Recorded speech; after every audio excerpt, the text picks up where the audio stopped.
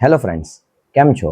તો આજે આપણે એક નવા જ પ્રકારના વિષય પર આજે વાત કરવાની છે, જે બાળકોને લગતી પણ નથી, શિક્ષણને લગતી પણ નથી અને રૂટીન લાઈફવાળી બી આ કોઈ વાત નથી. તો આ વાત છે કોની? આ વાત છે કપલ્સની. જી હા, તો જે પણ આ વિડીયો જોતા હોય એને એક રિક્વેસ્ટ છે કે આ વિડીયો તમારા કપલ એટલે કે હસબન્ડ જોતા હોય તો વાઈફ જોડે અથવા વાઈફ જોતા હોય તો હસબન્ડ જોડે આ વિડીયો શેર કરજો અને બને તો આ વિડીયો બંને મળીને જોજો. હવે આપણા સમાજમાં એવું કહેવાય છે કે જો હસબન્ડ વાઈફ વચ્ચે વારી ઘડીએ ઝઘડા થાય તો એમની લાઈફ બરાબર નથી અથવા તો એમની લાઈફમાં બહુ પ્રોબ્લેમ હોય છે અને ભવિષ્યમાં એ લોકોના ડિવોર્સ અથવા તો છૂટાછેડા થવાની શક્યતા ખૂબ વધી જાય છે અથવા તો એ લોકોનું અંદર અંદર બનતું નથી અને એ લોકો ધીરે ધીરે દૂર થવા માંડે છે. આવી ઘણી બધી માન્યતાઓ છે. પરંતુ આજે હું તમને જે વાત કરવા માંગુ છું એ ખૂબ ઇન્ટરેસ્ટિંગ છે.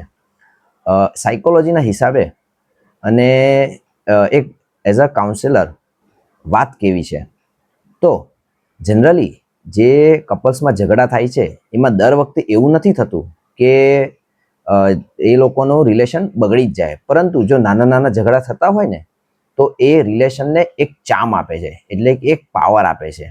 ઉદાહરણ તરીકે સમજીએ કે જો એક દૂધનો ગ્લાસ છે એને આપણે કોઈ વ્યક્તિને પીવા માટે આપીએ અને વ્યક્તિ ન પીવે અને એ ગ્લાસને કુંડામાં ઢોળી દે અથવા તો કોઈ ફર્શ હોય એની નીચે ઢોળી દે, 1 દિવસ ઢોળે, 2 દિવસ ઢોળે, 3 દિવસ ઢોળે, આવું અઠવાડિયું સતત કરે તો 8મા દિવસે, 9મા દિવસે કે 10મા દિવસે ત્યાંથી સ્મેલ આવવાની ચાલુ થઈ જાય છે અથવા તો તે વસ્તુ ખરાબ થવાની શરૂઆત થઈ જાય છે.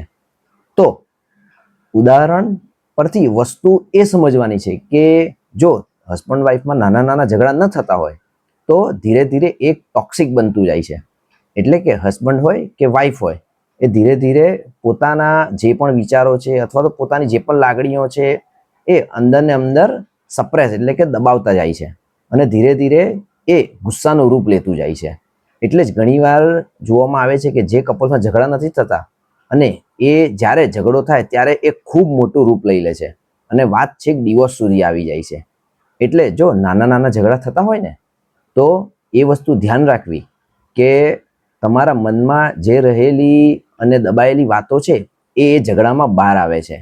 અને એક વસ્તુ ધ્યાન રાખવી કે હંમેશા જે ઝઘડા થાય છે એ ખોટા નથી હોતા, કારણ કે વાઈફ હોય કે હસબન્ડ હોય પોતાના પાર્ટનર વિશેની એ વસ્તુની માહિતી એ ઝઘડામાં બહાર આવે છે, કારણ કે ઝઘડા હંમેશા કોમ્પ્લેક્સ એટલે કે દબાયેલી વાતોથી જ બહાર આવે છે અને એ ઝઘડારૂપી એમાં સોલ્યુશન લાવવાની તમારે ટ્રાય કરવી જોઈએ. તો ફ્રેન્ડ્સ, આ વિડીયો તમને કેવો લાગ્યો અને શું તમારા કપલ્સ વચ્ચે બી ઝઘડા થાય છે? અને આ વિડીયો એવા લોકોને શેર કરી દો કે જે લોકો વચ્ચે રૂટીનમાં થોડા થોડા અને નાના નાના મીઠા મીઠા ઝઘડા થતા હોય. Thank you friends.